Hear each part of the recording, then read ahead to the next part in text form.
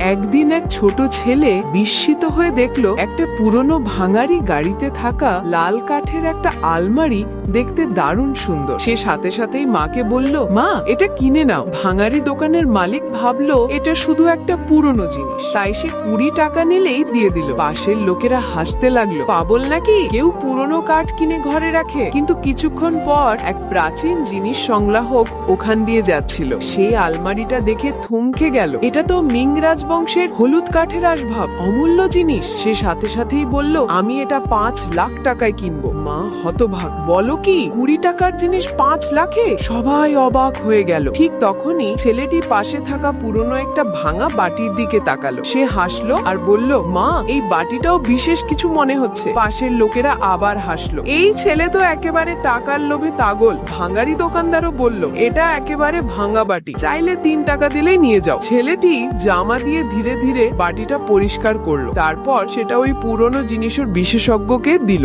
বিশেষজ্ঞ ভালো করে দেখে হতবাক হয়ে গেল। এটা তো সং রাজবংশের প্রাচীন যুগের বিখ্যাত সিরামিক, এটার দাম অন্তত 10 লাখ। সে সাথে সাথে এই ছেলেটিকে 10 লাখ টাকা দিল।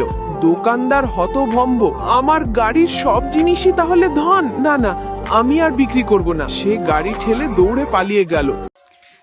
হ্যালো গাইস, কি অবস্থা সবার? শেষ পর্যন্ত ভিডিওটা দেখার জন্য আপনাকে অনেক ধন্যবাদ।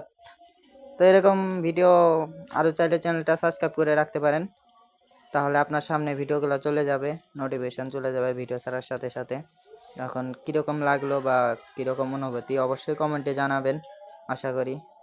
তো সবাই ভালো থাকবেন, সুস্থ থাকবেন, আল্লাহ হাফেজ।